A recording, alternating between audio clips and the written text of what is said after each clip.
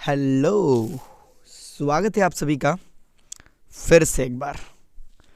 हम लोग कर रहे हैं सेंटअप परीक्षा 2022 के मैथ के पेपर का ये कौन सा पेपर है भाई? पेपर का पोस्टमार्टम। इसका 51 क्वेश्चन हम लोगों ने सॉल्व कर लिया। अगर आपने अभी तक नहीं देखा तो जल्दी से पहले उसे देख लीजिए। ये केवल 100 प्रश्न नहीं है, बल्कि बोर्ड में आने वाले प्रश्नों का एक डेमो है कि ऐसे प्रश्न आपसे पूछे जाएंगे। इससे रिलेटेड जितने भी क्वेश्चन और भी बन रहे हैं वो भी हम बता रहे हैं आप लोगों को, कैसे सॉल्व होंगे वो भी बता रहे हैं। तो ये बहुत ही काम का होने वाला है आप लोगों के लिए, इसलिए पूरा देखिए, शिद्दत से देखिए, बहुत काम आएगा, यकीन मानिए बहुत काम आएगा। तो ये है इसका पार्ट 2 और पार्ट 1 हमने अपलोड कर रखा है। लिंक आपको कहीं देख लीजिए, नीचे वोचे डिस्क्रिप्शन या कमेंट में दिया गया होगा, वहाँ से आप लोग देख लीजिए। चलिए तो बढ़ते हैं अब सवाल की तरफ। इसको पहले हम मिटाते हैं। और पहला सवाल तो आपने पढ़ भी लिया होगा अब तक, शायद आपको उत्तर भी पता चल गया होगा, उम्मीद करते हैं हम। चलिए तो पहला जो सवाल दिया गया है, कॉसेक 90 माइनस थीटा। देखिए कॉसेक 90 माइनस थीटा बराबर क्या होता है? त्रिकोणमितीय पूरक। हम लोग जानते हैं कि कॉसेक 90 माइनस थीटा बराबर, कॉसेक किसका पूरक होता है? सेक का। कॉसेक किसका पूरक होता है? सेक का। तो हो जाएगा सेक थीटा।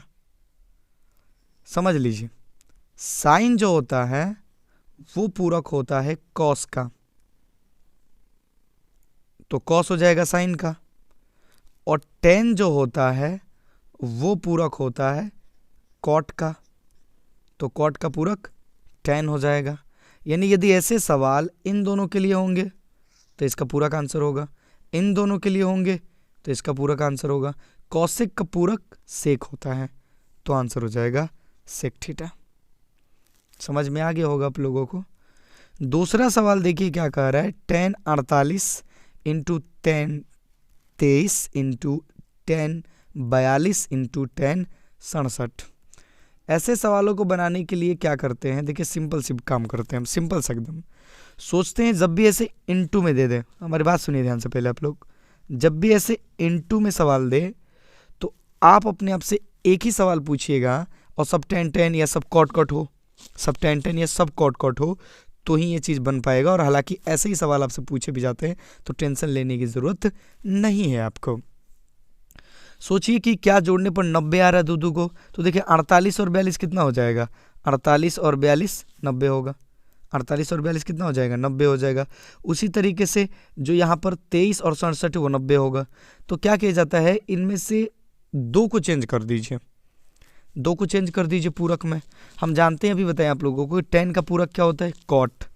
तो टेन थीटा यहाँ पर जो दिया रहा है इसको हम थोड़ा छोटा करते हैं, अब देख लीजिएगा, ठीक है।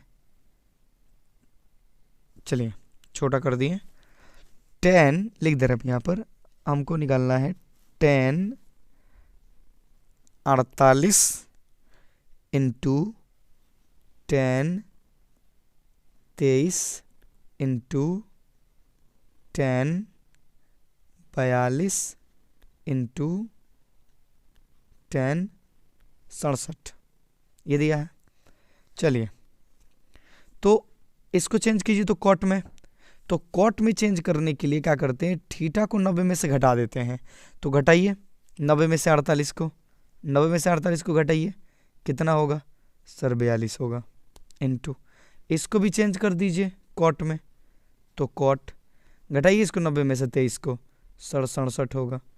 इनटू पहले सबके पास क्या है, tan 42 इंटू tan 67। अब tan और cot एक दूसरे के व्युत्क्रम भी होते हैं।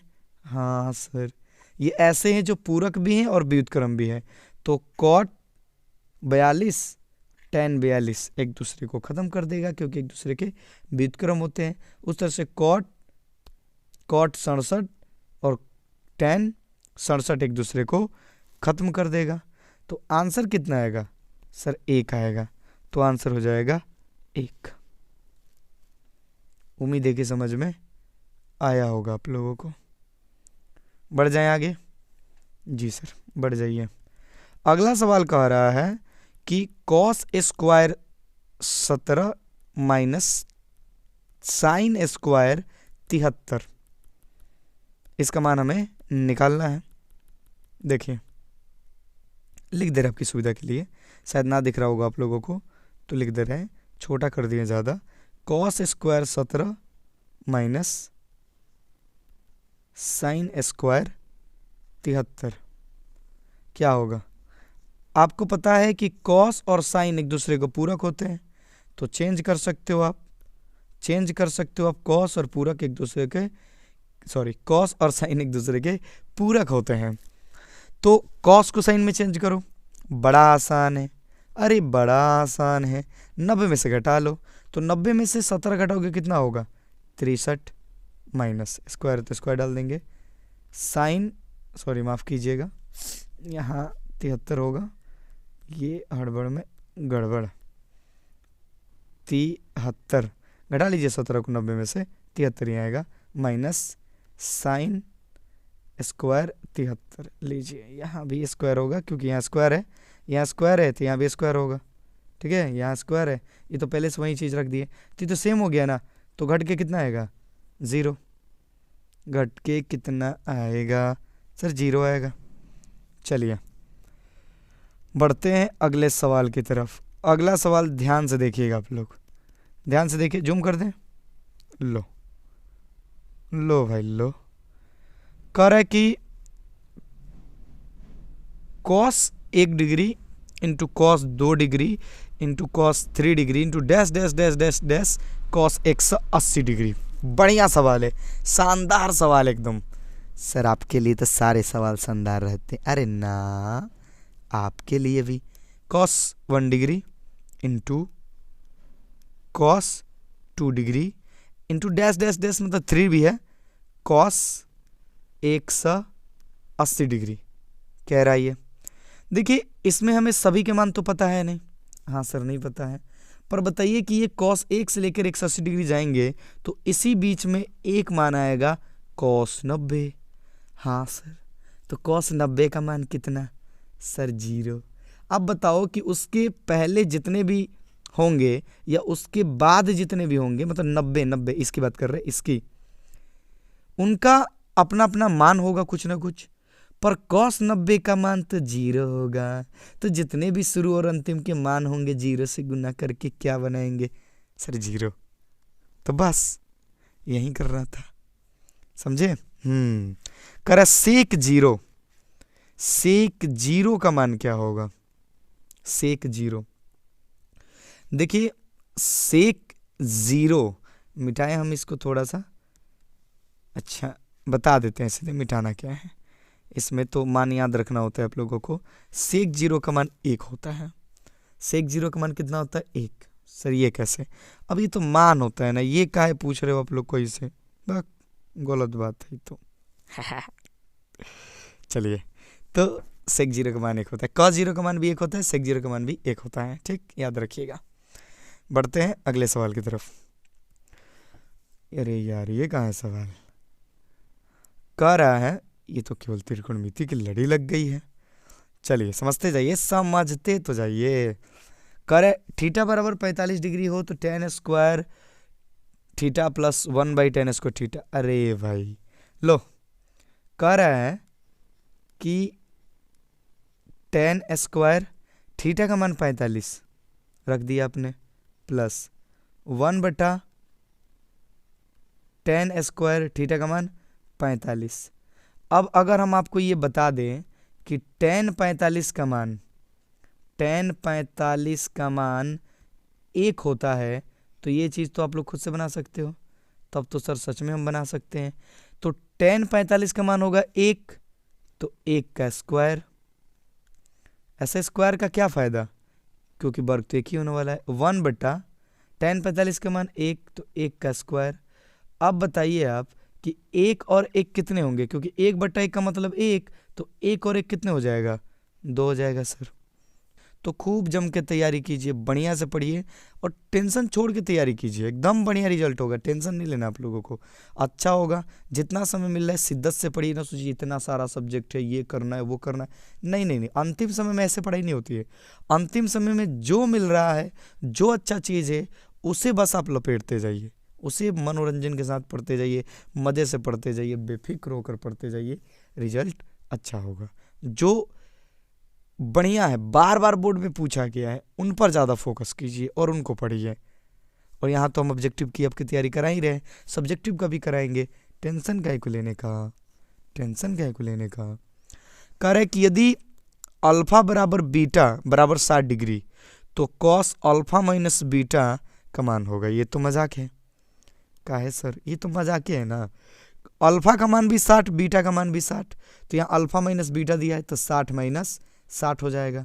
तो बताइए कॉस 60 में से 60 गया सर 0, कॉस 0 का मान अभी तो बता रहे थे 1, सेक 0 और कॉस 0 दोनों का मान 1 होता है, आंसर हो जाएगा बी। समझ में आ गया होगा। बढ़ते अगले सवाल की तरफ। अगला सवाल कह रहा है, यहाँ देखिए कि 1 माइनस साइन स्क्वायर ए इंटू सेक स्क्वायर ए। लो भाई 1 माइनस साइन स्क्वायर ए इंटू सेक स्क्वायर ए बनाते हैं। 1 माइनस साइन स्क्वायर ए इंटू सेक स्क्वायर ए, देखते रहिए। 1 माइनस साइन स्क्वायर थीटा बराबर होता है cos square theta into sec square A. Cos और सेक एक दूसरे के व्युत्क्रम होते हैं, तो ये दोनों एक दूसरे को काट देंगे, तो माना जाएगा 1, माना जाएगा 1। सिंपल था एकदम, एकदम सिंपल था, एकदम सिंपल था। नोट करते जाना, स्क्रीनशॉट लेते जाना आप लोग इसी वक्त, ठीक है। अगर छूट जाए तो पीछे चले जाना और ले लेना।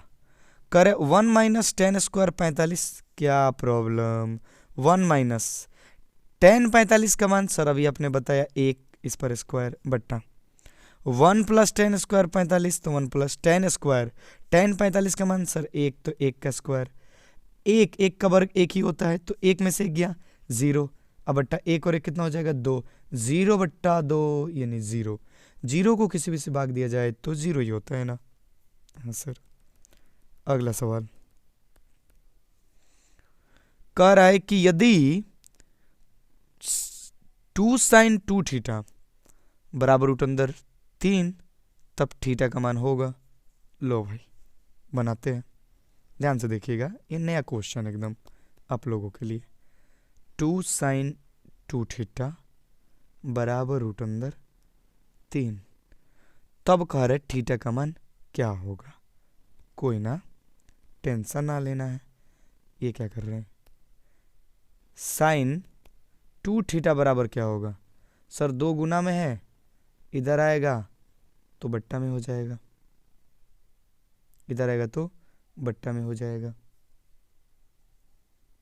और आगे बढ़ जाते हैं, तो साइन 2 थीटा बराबर रूट अंदर 3/2 किसका मान होता है, रूट अंदर 3/2 किसका मान होता है साइन में, साइन में ही निकालिए सर, साइन 60 का।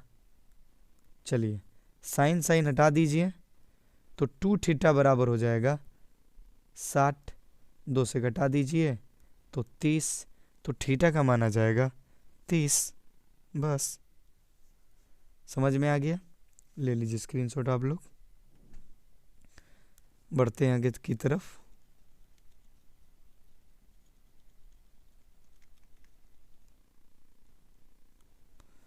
चलिए अगला सवाल कह रहा है कि यदि a बराबर 65 डिग्री, तो tan a into cot a, tan a यानी 65 इंटू कॉट ए यानी कि 65। सर इसका मान तो हमने पढ़ा ही नहीं, पर ये तो पढ़े ना कि tan और cot एक दूसरे के व्युत्क्रम होते हैं। अगर ये इनटू में हो तो दोनों एक दूसरे को काट देंगे, मान 1 देंगे। आंसर होगा बी। चलिए अगला सवाल कह रहा है कि यदि sec 4 थीटा, बहुत बढ़िया सवाल है, इससे इसे तो सब्जेक्टिव में भी पूछा जाता है। लो करते हैं। कह रहा है थोड़ा छोटा कर लेते हैं, थोड़ा छोटा कर लेते हैं ताकि जल्दी ना भरे। कह रहा है कि sec 4a बराबर cosec a minus 10 a minus 10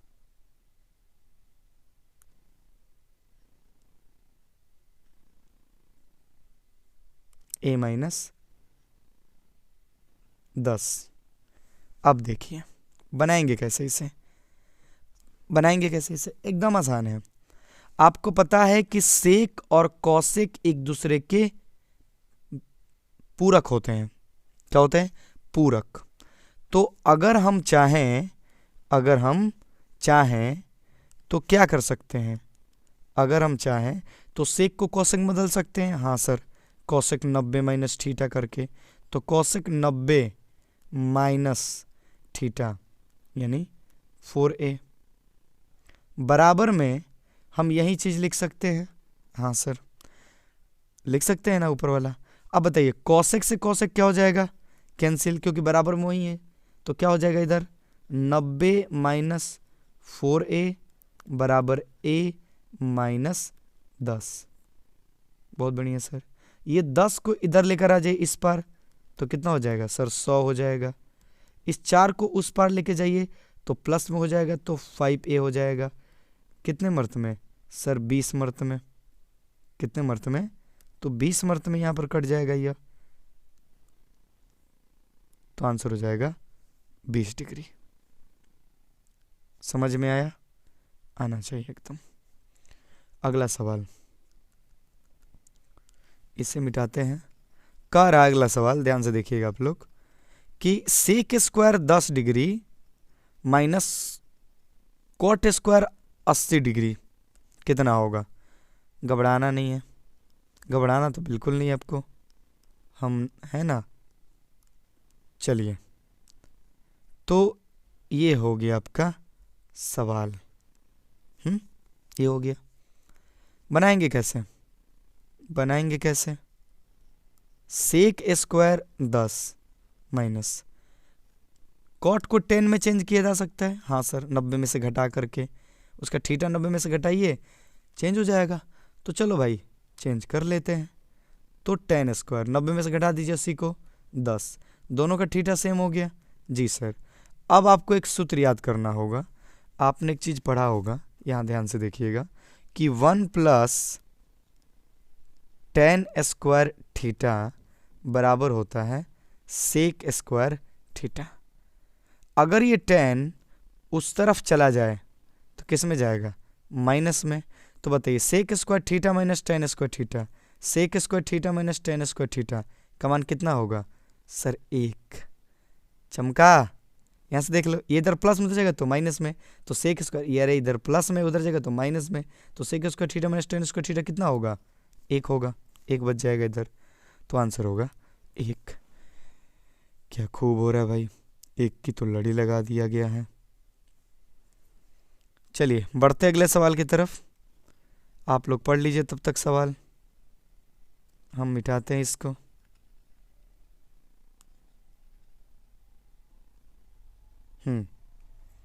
पढ़ लिए सब लोग? बहुत बढ़िया। कह रहे कि बड़ा कर दें? जी सर नहीं दिख रहा है साफ। यदि tan theta plus cot theta बराबर 5, तो tan square theta plus cot square theta का मान कितना होगा? अरे वाह, बड़ा बढ़िया सवाल है भाई। चलो समझते हैं, छोटा करते हैं और बनाते हैं इसको। लिख दे रहे हम दिया है आपको कि tan theta plus cot theta बराबर 5, ये चीज़ दिया है। एक काम कीजिए, दोनों तरफ बर कर दीजिए। जी सर कर दिया। तो इसको तोड़ दीजिए ए प्लस बी के 2 होल स्क्वायर पर। तोड़िए, A square plus B square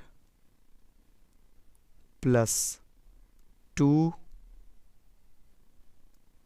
A B बराबर 25।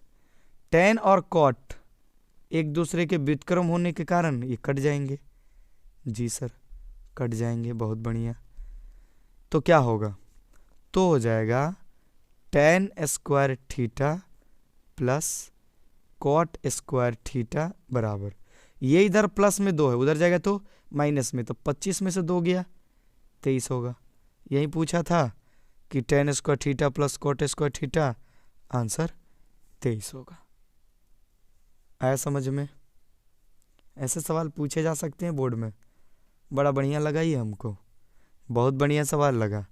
तो इसका स्क्रीनशॉट ले लो आप लोग अच्छे से और समझ लो। अपने से आप लोग समझे हो तो अभी हम तो कहेंगे कि आप लोग कॉपी वॉपी लेकर बैठो, कलम वलम ले लो और उसे नोट करते जाओ, बढ़िया होगा।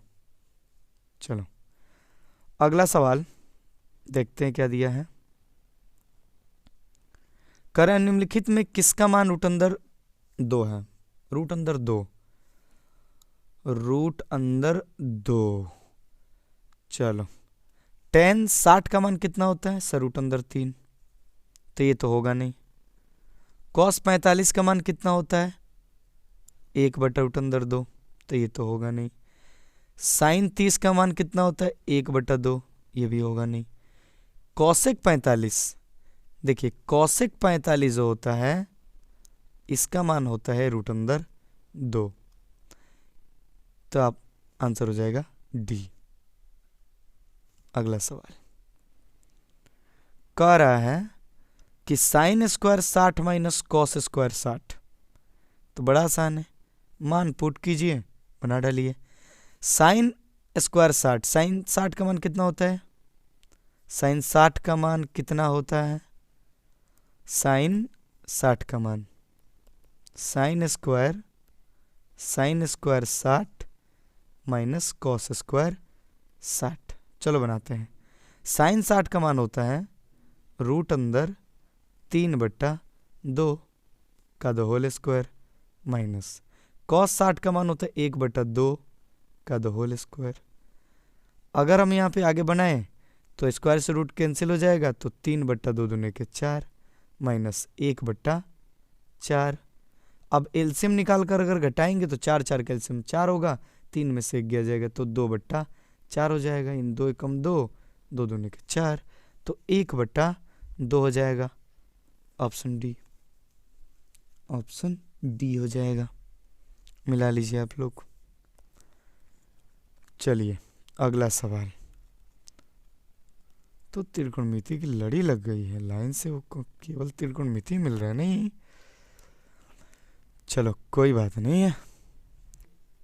अगला सवाल देखिए, कह रहा है कि त्रिभुज एबीसी में, एकदम ध्यान से सुनिएगा, बढ़िया सवाल है, बनाते इसको, यहाँ चित्र बना देते हैं। कह रहा है त्रिभुज एबीसी में ए समकोण है। चलो भाई ए समकोण बना दिया, एबीसी ए समकोण है। कर ए बी 6 सेंटीमीटर है, लो भाई 6 सेंटीमीटर। एसी 2 रूट अंदर 3 सेंटीमीटर है, ये लिख दिया एसी। कह रहा है तो बी की मान है, ये बी का मान कितना होगा? देखिए ये बी के सामने है तो लंब होगा, और ये बी के साथ है तो आधार होगा। लंब और आधार किस में आते हैं? tan में। तो चलो भाई निकालो tan b। tan b बराबर होता है लंब बटा आधार। तो लंब कितना है? 2 रूट अंदर 3। आधार कितना है? 6। 2 तिहाई 6। देखते रहिए आप लोग। तो 10b बराबर यहाँ के कितना आ जा रहा है, रूट अंदर 3/3। इसको अगर हम कटाएं तो इस 3 के पास 2 रूट अंदर है, मैंने 2 रूट अंदर है, तो इससे कट जाएगा तो हो जाएगा 1/रूट अंदर 3। अब बताइए कि 1/रूट अंदर 3 10 में किसका मान होता है सर, 30 डिग्री का। तो आंसर क्या होगा, 30 डिग्री हो जाएगा। समझ में आया होगा आप लोगों को। थोड़ा जटिल है यह त्रिकोणमिति, पर उतना भी नहीं है कि समझ में ही ना आए। चलो, दिया है कि यदि एक स्तंभ की छाया की लंबाई, चलो ये मान लो स्तंभ है, ये इसकी छाया है, इसकी लंबाई दिया है 2 रूट अंदर 3। सूर्य का उन्नयन कोण 60 डिग्री है, 60 डिग्री है सूर्य का उन्नयन कोण। स्तंभ की लंबाई, मान लीजिए एक स्तंभ की लंबाई x है। अब बनाइए, बनेगा tan 60, क्योंकि 60 डिग्री है। tan क्यों यूज किए, क्योंकि tan ही लंब और आधार आएगा। तो tan थीटा बराबर क्या होता है, लंब बटा आधार। तो x बटा 2 रूट अंदर 3 हो जाएगा। tan 60 का मान कितना होता है, tan 60 का मान, tan 60 का मान जो है होता है रूट अंदर 3 बराबर x बटा 2 रूट अंदर 3। अब अगर हमें x का मान चाहिए तो बाई क्रॉस मल्टीप्लाई करेंगे, तो कितना होगा 2 गुना रूट अंदर 3 और रूट अंदर 3 गुना करेगा तो कितना होगा 3, तो 3 दूना 6, यानी हो जाएगा 6 मीटर। आया समझ में, बिल्कुल आया होगा। अगला सवाल करे, यदि 2 समरूप त्रिभुज, लो भाई अब छुटकारा मिला त्रिकोणमिति से। चलते हैं त्रिभुज की दुनिया में। अब यदि 2 समरूप त्रिभुज के क्षेत्रफल का अनुपात 25:64 है, तो भुजाओं का अनुपात, देखिए जब भी क्षेत्रफल का अनुपात पूछेगा समरूप त्रिभुजों के लिए, सॉरी माफ कीजिएगा, अगर क्षेत्रफल का अनुपात दिया है, क्षेत्रफल बड़ा भुजा छोटा, हाँ सर भुजा तो छोटा होगा, तो याद रखिएगा अगर आपकी बड़ा दे करके छोटा पूछे तो आंसर छोटा होगा, यानी वर्गमूल करके। 25 का वर्गमूल 5, 64 का वर्गमूल 8, 5:8, यानी वर्गमूल कर लेना आपको। अगर क्षेत्रफल दे करके भुजा पूछेगा तो वर्गमूल कर लेना है, और यदि ही सवाल उल्टा पूछे, भुजा दे करके क्षेत्रफल पूछे तो वर्ग कर लेना है। छोटा दे के बड़ा पूछेगा तो बड़ा कर लेंगे, यानी वर्ग कर लेंगे, और यदि बड़ा दे करके छोटा पूछेगा तो वर्गमूल कर लेंगे, यानी छोटा कर लेंगे। ऐसा अप्लाई करेंगे आप लोग, ठीक, तो कभी नहीं भूलिएगा। अगला सवाल कह रहा है कि त्रिभुज एबीसी में दिया है कि AB बराबर 6 सेंटीमीटर, AB बराबर 6 सेंटीमीटर। त्रिभुज ABC है, ये नहीं कह रहे कि समकोण है, पर जो भी है त्रिभुज ABC है। AB जो है 6 सेंटीमीटर है, AC जो है 8 सेंटीमीटर है। कर AD A का अर्धक है, AD मान लीजिए AD जो है A का अर्धक है, नहीं आधा आधी करने वाला है, ठीक। तो BD अनुपात DC होगा, BD अनुपात DC, BD अनुपात DC। याद रखिएगा कि जब भी किसी कोण को कोई आधा करे तो यहाँ पर जो ये दोनों अनुपात हैं, ये दोनों जैसे BD और DC, BD और DC, यहाँ दिख रहा है BD और DC, इन दोनों का अनुपात इन दोनों के अनुपात के बराबर होता है। तो 6/8, 2 तिहाई 6, 2 चौके 8, यानी 3:4। Option A. सोचना ही नहीं है, सोचना ही नहीं है, नया है पर समझ में आया होगा कि यानी सर ये आधा आधी करेगा। अगर ये जो आपको AD दिखाई दे रहा है, AD जो ये अगर ये आधा आधी करेगा तो फिर क्या होगा, इन दोनों का अनुपात बराबर होगा इन दोनों का अनुपात। अगला सवाल कह रहा है कि यदि पीए एवं पीबी किसी बाह्य बिंदु पी से केंद्र ओ वाले वृत्त पर खींची गई स्पर्श रेखाएं हैं। लो भाई, ये है वृत्त, ये बाह्य बिंदु से स्पर्श रेखा, ओ है केंद्र मान लीजिए, कहा भी है पी ए और पी बी ये स्पर्श रेखा है। कह रहे कि ए पी बी ये वाला कोण 80 डिग्री है, तो पी ओ ए ये कितना होगा। चलिए जी, अगर एक बात बताइए, आपको इतना तो पता होगा कि स्पर्श रेखा त्रिज्या पर लंब होती है। हाँ सर, तो उस हिसाब से इसको थोड़ा बड़ा बनाए, हम थोड़ा बड़ा बना लेते हैं ताकि आप लोग समझ पाए। थोड़ा सा बड़ा बनाते हैं, स्पष्ट बनाते हैं और अच्छे समझ में आएगा। ठीक है, देखिए एकदम आसान सवाल है। यहाँ देखिए, ये है वृत्त और ये है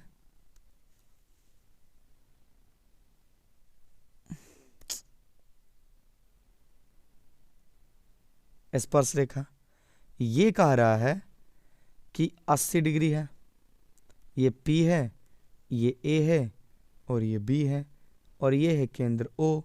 आपको पता है कि त्रिज्या पर स्पर्श रेखा लंब होती है, तो यहाँ 90 डिग्री, यहाँ भी 90 डिग्री, यहाँ से मिला दीजिए।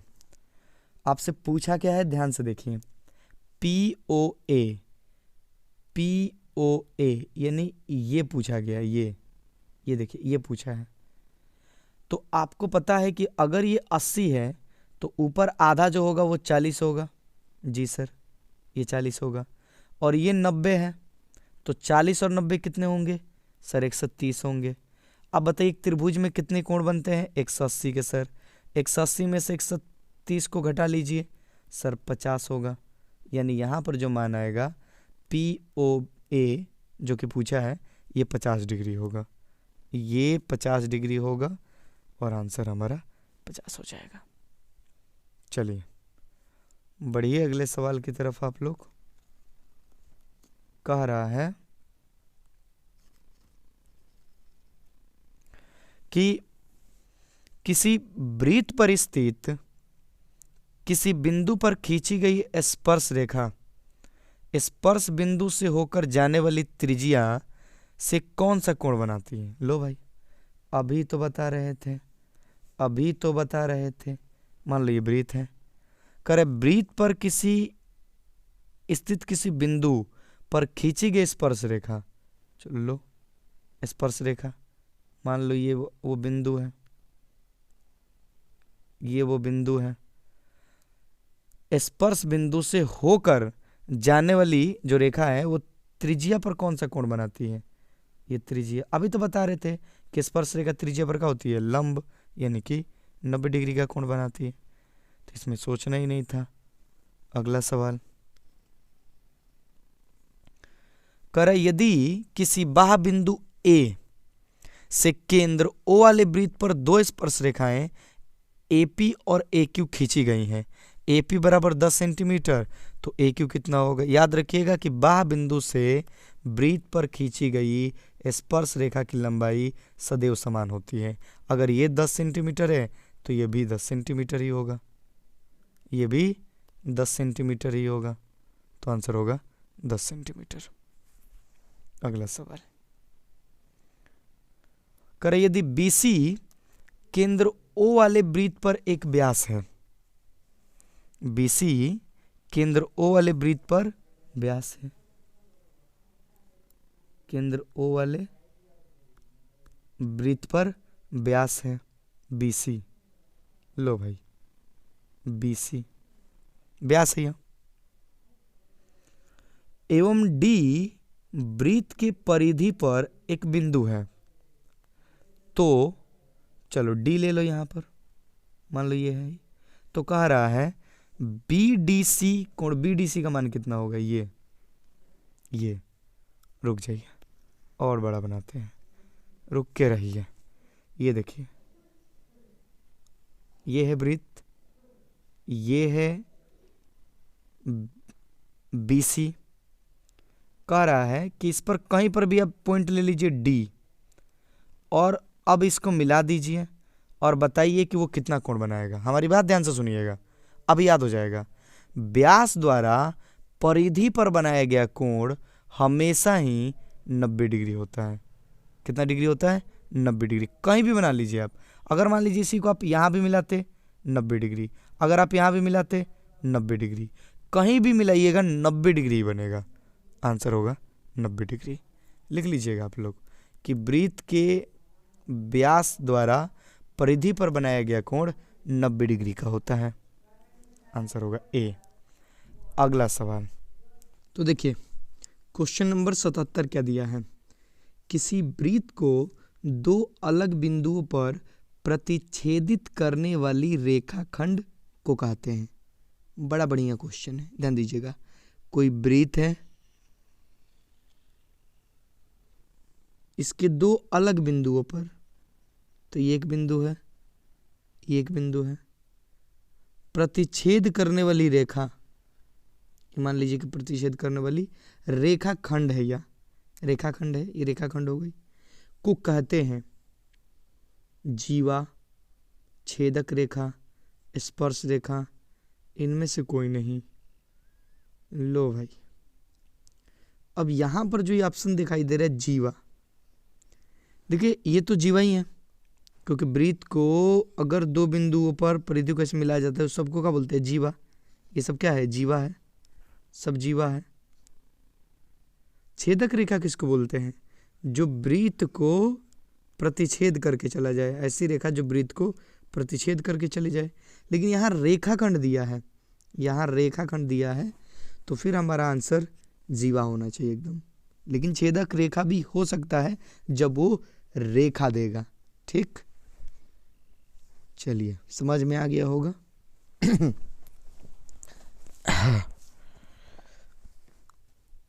बढ़ते हैं अगले सवाल की तरफ। कह रहा है कि यदि जीवा AB वृत्त के केंद्र पर 50 डिग्री का कोण अंतरित करती है, ये है वृत्त, ये है इसकी जीवा AB, ये वृत्त के केंद्र पर 50 डिग्री का कोण बनाती है, 50 डिग्री। तो A और B बिंदु पर खींची गई स्पर्श रेखाओं के बीच का कोण होगा। लो भाई, A और B बिंदुओं पर खींची गई स्पर्श रेखा, अगर यहाँ स्पर्श रेखा हम खींच दें तो मान लीजिए कि ये स्पर्श रेखा, ये रुक जाइए थोड़ा, इसको छोटा करते हैं ताकि बना सके। यहाँ से स्पर्श रेखा अगर मान लीजिए कि हम खींच रहे हैं, यहाँ से स्पर्श रेखा इस तरफ, इस तरफ, तो वहाँ कितना होगा? देखिए सिंपल सी बात है, ये कितना होगा? 90 डिग्री। ये कितना होगा? 90 डिग्री। तो 90 90 180, तो ये 50 है, तो यहाँ कितना बनेगा? क्योंकि एक चतुर्भुज के चारों कोणों का योग 360 डिग्री होता है। यह सिंपल सी बात समझिएगा। ऐसी स्थिति में यहाँ यानी दोनों आमने सामने के जो कोण होंगे, इसके जो सामने होगा, इसके जो सामने का जो कोण दिखाई दे रहा है आप लोगों को, इन दोनों का योगफल 180 होना चाहिए। तो ये 50 है, तो फिर वो कितना होगा? 130 होगा, 130 होगा। आंसर भी हो जाएगा। समझ में आ गया? बिल्कुल आ गया होगा। चलिए अगले सवाल की तरफ चलते हैं। कह रहा है अगला सवाल कि त्रिभुज ABC में यदि AC स्क्वायर बराबर AB square plus BC square, तो त्रिभुज का कौन सा कोण समकोण होगा? लो भाई, ये हो गया समकोण त्रिभुज। कर AC यानी AC सबसे बड़ा है, तभी तो दो के वर्ग के योगफल के बराबर है, तो ये B होगा। तो AC, ये क्या लिखे भाई, ये C है, AC और ये हो गया B। तो AC का वर्ग बराबर है AB square plus BC square, यानी AC कर्ण है, AC जो है क्या है, कर्ण है। तो इसके सामने कौन बन रहा है, B बन रहा है। तो आंसर हो जाएगा कोण B समकोण होगा। चलिए अगला सवाल पढ़िए, तो आप लोग पढ़िए, तो तब तक हम इसे मिटाते हैं अच्छे से। कह रहा है कि त्रिभुज ABC में D समानांतर है BC। त्रिभुज ABC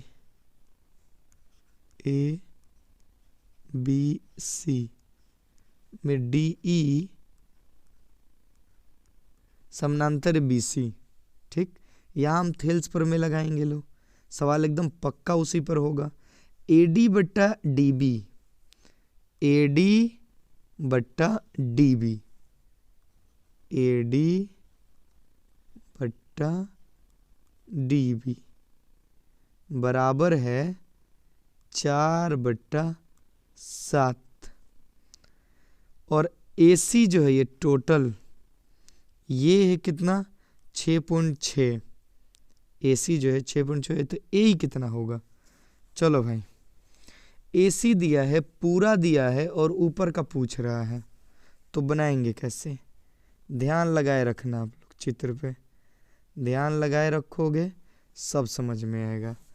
थेल्स प्रमेय को अगर हम यूज करें तो वहाँ जो पूरा का पूरा, मान लीजिए कि हम ये AE ले ले, AE, और AE के अनुपात में डाल दें हम पूरा AC, तो इस तरफ AD बट्टा पूरा हो जाएगा AB। हाँ सर, अब जो मान दिया है आप उसे पुट कर दीजिए, ये अपने आप सवाल बन जाएगा। AE कितना है सर, नहीं पता है, तो लिख लीजिए कि नहीं पता है। AC कितना है, सवाल ने दे रखा है, ध्यान से पढ़ें आप लोग, तो 6.6 बराबर। AD कितना है सर, AD 4 है, तो 4 बट्टा। AB कितना है सर, AB तो दिया ही नहीं, कोई ना, AD 4 है, देखिए यहाँ AD 4 है और BD 7 है, तो पूरा मिलके कितना होगा, 11 हो जाएगा, होगा ना। जी सर होगा। बाई क्रॉस मल्टीप्लाई अगर हम करते हैं, अगर हम यहाँ बाई क्रॉस मल्टीप्लाई करेंगे तो क्या हो जाएगा, 11 AE, 11 AE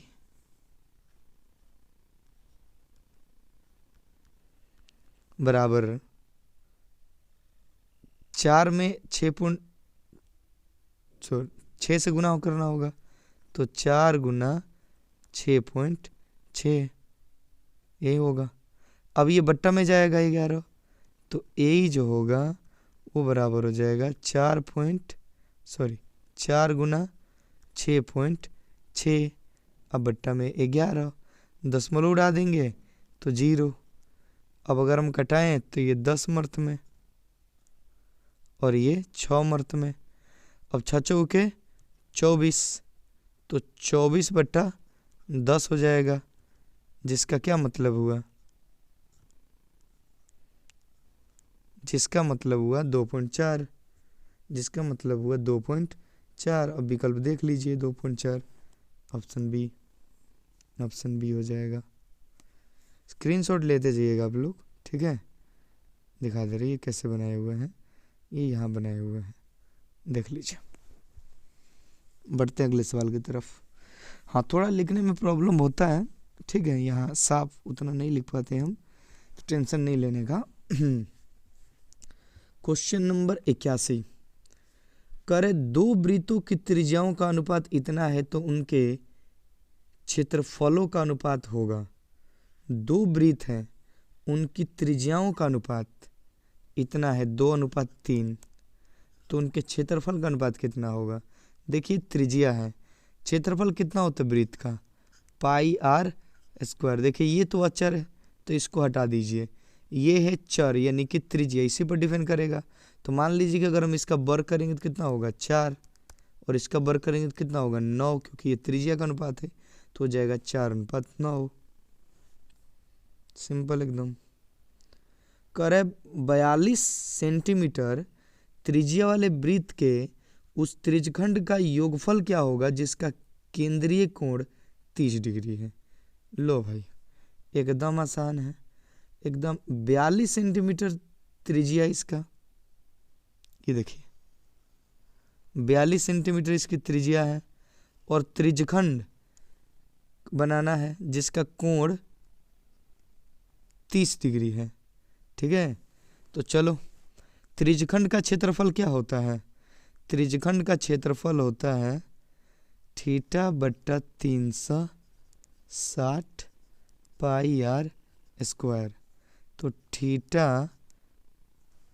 थीटा कितना दिया है 30/360, पाई का मान 22/7 गुना r स्क्वायर, यानी 42 गुना 42, क्योंकि त्रिज्या 42 है।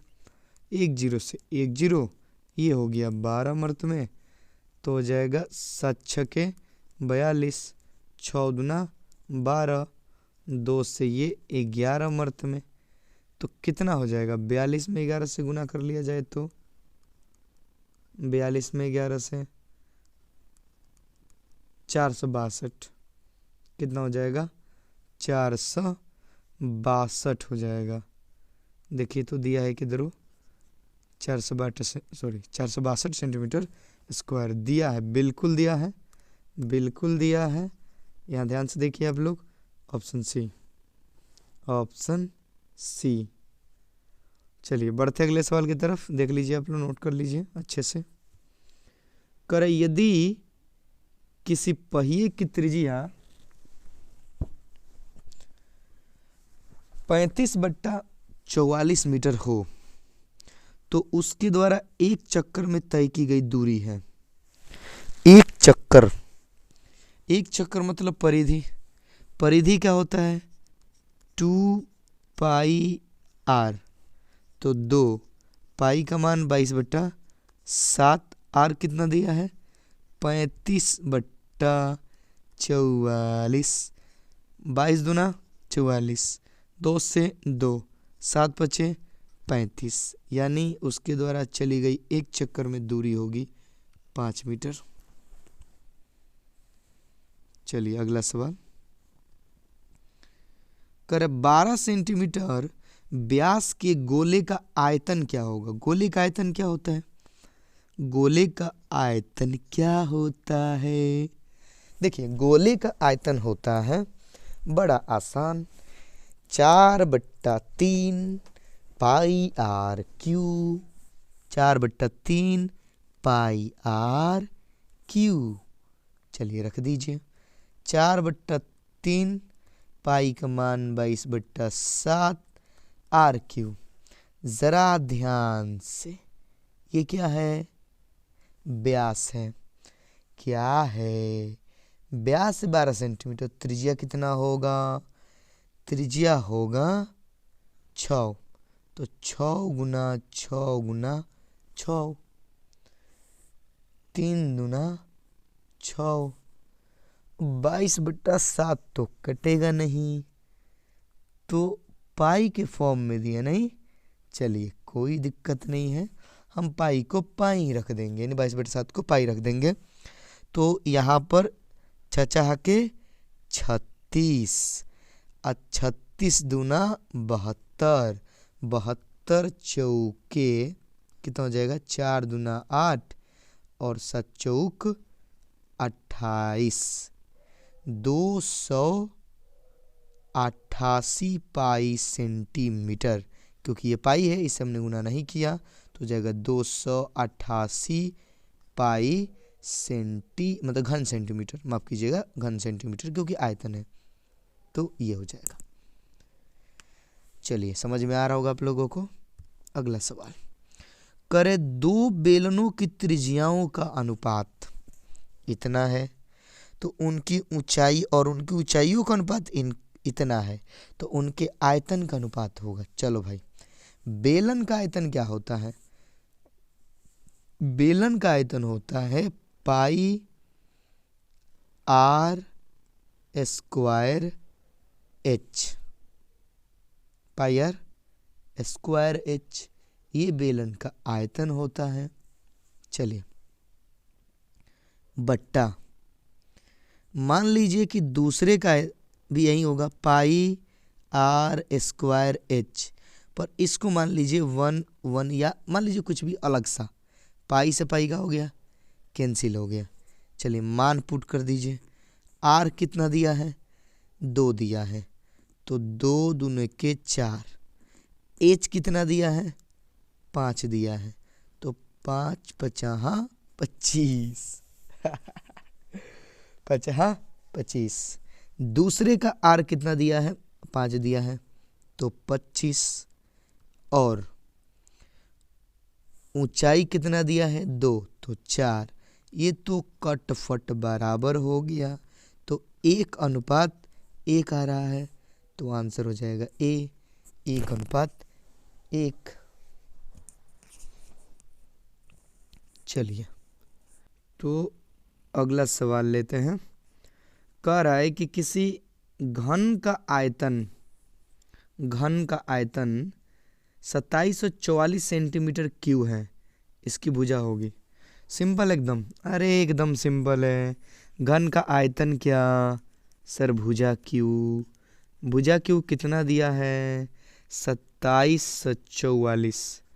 यहाँ से ये क्यू हटेगा तो ये कहाँ चला जाएगा? क्यूब रूट में चला जाएगा, क्यूब रूट में, यानी 3 गो के बदले 1 गो। तो चलो किया जाए अब 2744 का पोस्टमार्टम। 2744 का पोस्टमार्टम करते हैं। कीजिए 2 से, 2 एकम 2, 2 तिहाई 6, 2 सते 14, 2 दूने के 4, 2 से 2 छक्के 12, 2 तिहाई 6, 2 छक्के 12, माफ़ कीजिएगा ये हो गया जल्दी जल्दी में गड़बड़। 13 है, वो 13 है, ठीक है। ये 2 छक्के 12, 2 अट्ठे 16, 2 छक्के 12, फिर 2 से 2 तिहाई 6, 2 चौके 8, 2 तिहाई 6। अब ये जाएगा 7 से, तो कितना हो जाएगा? 7 चौक 28, 6 बचेगा, 7 9 63, फिर 7 से 7 सत्ते 49। ध्यान से देखिए क्या हुआ, यहाँ क्या हुआ है? तो 2 जो है 3 बार आया है, तो 3 को 2 के बदले 1 गो 2 बाहर निकलेगा। 7 भी 3 बार आया है, तो 1 बाहर निकलेगा, तो 7 दूना 14। तो आंसर जो होगा वो 14 सेंटीमीटर होगा। आंसर जो होगा वो 14 सेंटीमीटर होगा। चलिए अगला सवाल। अगला सवाल को यहाँ देखिए मिटा रहे, साफ सुथरा बनाते हैं। कह रहा है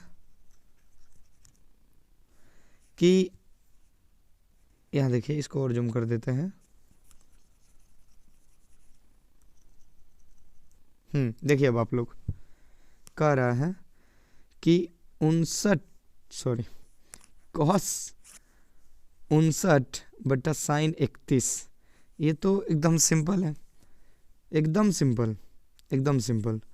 कॉस को आप साइन में चेंज करो, तो कॉस को अगर आप साइन में चेंज करोगे तो क्या होगा सर? घटाना पड़ेगा 90 में से, तो घटाओ तो 59 को 90 में से 31 बटा में कितना है सर? उतना ही है, साइन 31 इंटू 10 को कॉट में चेंज कर दो, तो कॉट 90 में से 80 घटा दो 10 बटा में क्या है? वही चीज़ है, कॉट 10। तो कॉट 10 से कॉट 10 कैंसिल, साइन 31 है साइन 31 कैंसिल, कितना होगा? 1 होगा। बचकाना सवाल था एकदम। अगला सवाल। एक घनाभ के 3 संलग्न फलकों का क्षेत्रफल x, y और z है, तो उसका आयतन होगा।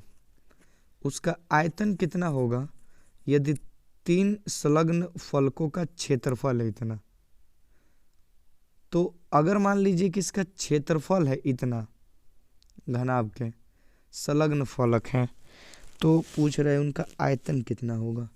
चलिए समझते हैं। घनाभ क्या होता है आपको पता होना चाहिए। घनाभ क्या होता है? घनाभ के पास 6 फलकें होती हैं। ये हो गया घनाभ, लग रहा है? ये हो गया आपका घनाभ।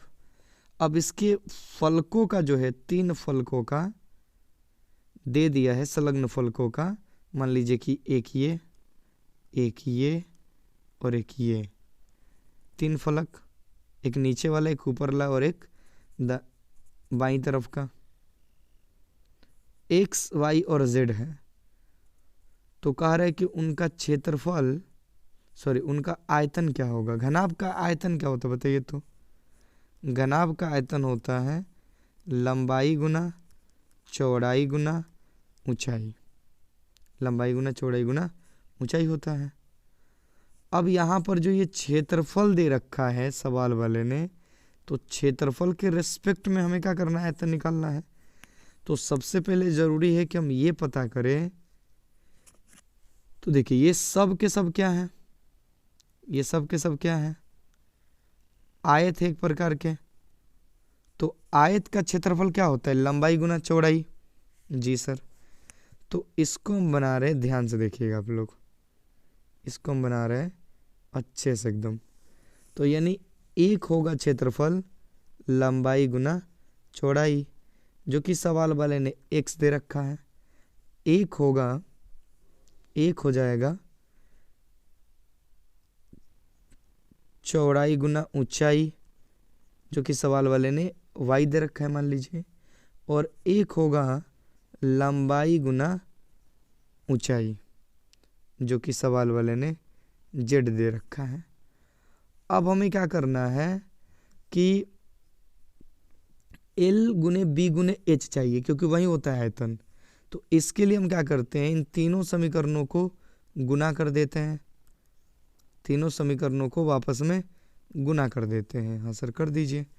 तो तीनों समीकरणों को अगर हम गुना करेंगे तो क्या मिलेगा आपको, हमको मिल जाएगा, देखिए L 2 बार आएगा तो L स्क्वायर, B भी 2 बार आएगा तो B स्क्वायर, और H भी 2 बार आएगा तो H स्क्वायर। अब बराबर क्या होगा, एक्स वाई जेड। अब अगर हम सबके स्क्वायर को कॉमन करके स्क्वायर हटा दें तो कहाँ चला जाएगा, रूट में। यानी इस तरह से लंबाई गुने चौड़ाई गुने ऊंचाई का मान आ जाएगा रूट अंदर एक्स वाई जेड। तो आंसर हो जाएगा सी, रूट अंदर एक्स वाई जेड।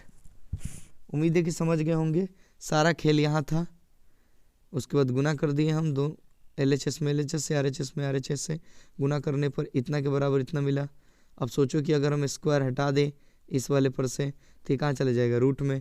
क्यों स्क्वायर हटा रहे हो सर, क्योंकि L गुने B गुने H को ही तो बोलते हैं आयतन, उसी को तो बोलते हैं आयतन, इसलिए हटाएंगे तो रूट में चला जाएगा, वही आंसर होगा हमारा।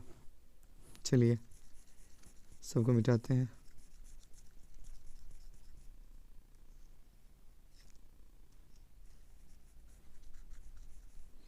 कह रहा है कि यदि किसी शंकु, देख लीजिए जूम कर दे रहे, यदि किसी शंकु के आधार की त्रिज्या r एवं उसकी ऊंचाई h है तो शंकु का आयतन क्या होगा। शंकु का आयतन होता है, शंकु का आयतन होता है 1/3 pi r square h। 1/3 pi r square h, option B. r त्रिज्या वाले अर्धगोले का संपूर्ण पृष्ठीय क्षेत्रफल क्या होगा। देखिए अर्धगोला है, कौन गोला है भाई, अर्धगोला है, अर्धगोला। सर आप तो पूरा गोला बना रहे हो ना, पूरा गोला नहीं बनाएंगे, अर्धगोला ही बनाएंगे। तो अर्धगोला है। अब इस अर्धगोले का संपूर्ण पृष्ठीय क्षेत्रफल कह रहा है। याद रखिएगा अर्धगोले का संपूर्ण पृष्ठीय क्षेत्रफल होता है 3 पाई r स्क्वायर, 3 पाई r स्क्वायर। यहाँ कह रहे हैं कि इसकी माध्यिका क्या होगी। देखिए माध्यिका निकालने का क्या सूत्र होता है, इसको आरोही या अवरोही क्रम में सजा दिए, बढ़ते या घटते क्रम में। तो सजाइए तो सबसे छोटा 3 है, फिर 5, फिर 6, फिर 7, फिर 8, फिर 9, फिर 10 और फिर 12 है। देख लेते हैं, 1 2 3 4 5 6 7 8, यहाँ गिन लीजिए तो 1 2 3 4 5 6 7 8, बिल्कुल सही है। तो इसको सजा लिया हमने। अब 3 इधर से और 3 इधर से, ये दोनों पड़ गए बीच में। तो अगर बीच में पड़ जाए तो क्या करते हैं, अरे माध्यिका क्या होता है, आरोही अवरोही क्रम में सजा लो और बीच वाला नंबर माध्यिका हो जाता है, और जब 2 पड़े तो दोनों को जोड़ करके 2 से भाग दे दो।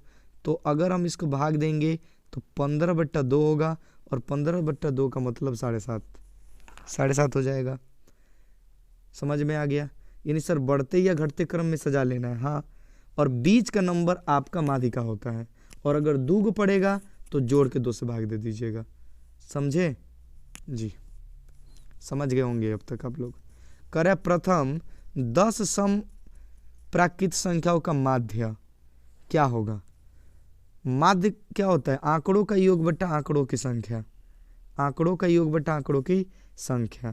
तो चलो निकालते हैं माध्य। 1 से 10 तक प्रथम 10 सम प्राकृत संख्याओं का माध्य। सम प्राकृत, तो सम कौन होते हैं? 2, 4, 6, 8, 10, 12, 14, इस तरह से हमें 10 नंबर जोड़ने हैं। तो इसके लिए थोड़ा सा जगह चाहिए, थोड़ा जगह चाहिए, पूरा जगह चाहिए। तो ये थोड़ा बड़ा जगह ले लिए हम, ठीक है। और अब हम बना रहे हैं, ध्यान से सुनिएगा। माध्य बराबर होता है आंकड़ों का योग बटा आंकड़ों की संख्या। तो माध्य बराबर होता है आंकड़ों का योग बटा आंकड़ों की संख्या। तो चलिए सभी नंबरों को जोड़ देते हैं। 10 नंबर जोड़ने हैं, 2, 4, 6, 8, 10, 12, 14, 16, 18, 20 बट्टा 10 नंबर है तो 10 से भाग देना पड़ेगा। अब उन सबको क्या करना होगा? जोड़ना होगा, ठीक है। तो अगर आप इन सबको जोड़िएगा, इन सबको अगर आप जोड़िएगा तो आपको यहाँ क्या मिलेगा? 110 मिल जाएगा। जोड़ के देख लीजिए आप लोग, जोड़ के देखिए फटाफट। अब बट्टा में 10, तो 1 0 से 1 0 कट गया, इन्हें आंसर हो जाएगा 11। तो प्रथम 10 सम प्राकृत संख्याओं का जो माध्य होगा वो होगा 11, वो होगा 11। आप जोड़ लीजिए, जोड़ लीजिए, उतना ही आएगा। सर आपको कैसे पता चल गया कि उतना ही? देखिए बनाते बनाते एक्सपीरियंस हो जाता है, ठीक। अगला सवाल कह रहा है कि किधर गया भाई? 37 और 45 का समांतर माध्य होगा, का समांतर माध्य होगा।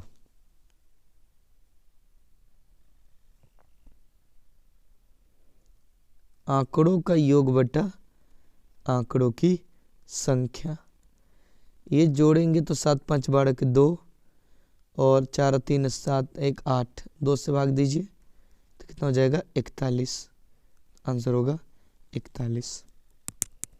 तो 94 नंबर क्वेश्चन है, किसी बारंबारता सारणी का माध्य 28, बहुलक 16, तो इसकी माध्यिका होगी। देखिए सिंपल सा है, एकदम सिंपल। चलिए आपको एक इन तीनों में संबंध भी बता दे रहे, इसे याद कर लीजिएगा। इसको भी बहुत बार पूछा है, इसको भी बहुत बार पूछा है कि बहुलक,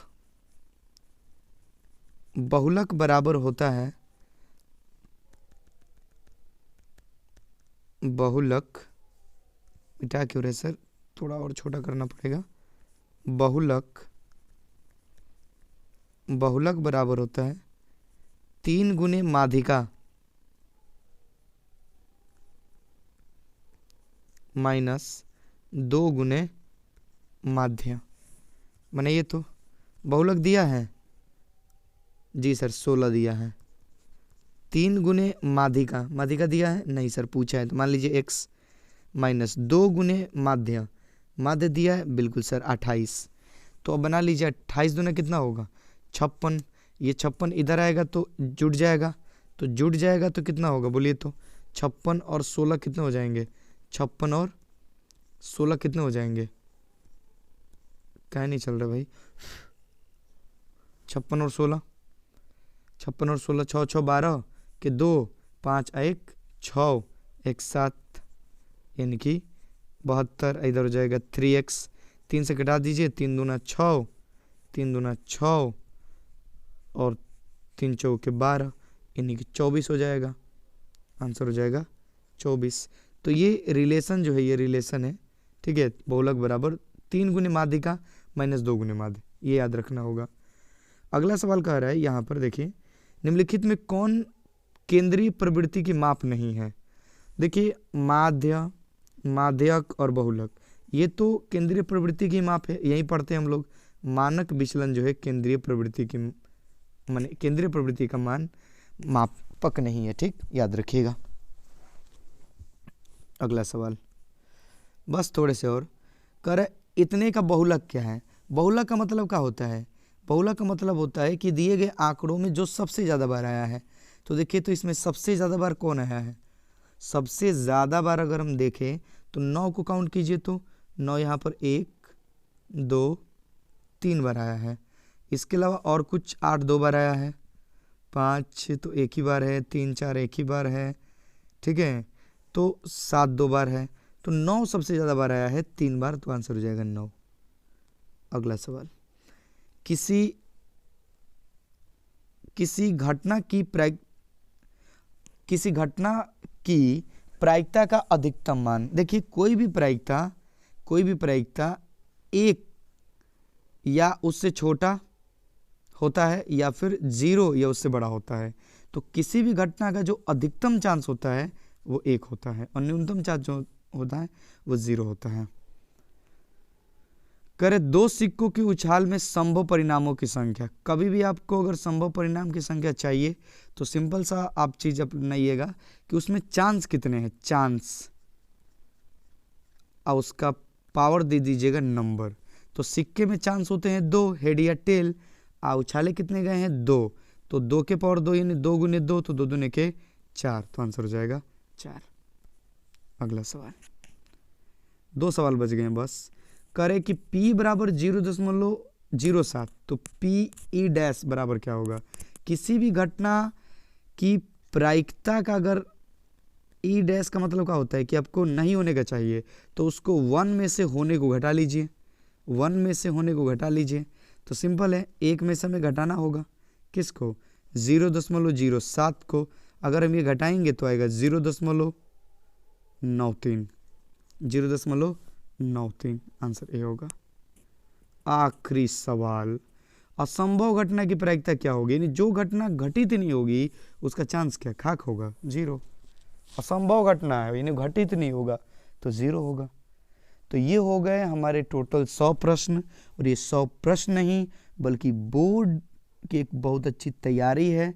इसके माध्यम से आप मतलब अनुमान लगा सकते हो कैसे कैसे क्वेश्चन पूछे जाएंगे आपसे, और बहुत अच्छा तैयारी कर सकते हो, ठीक है।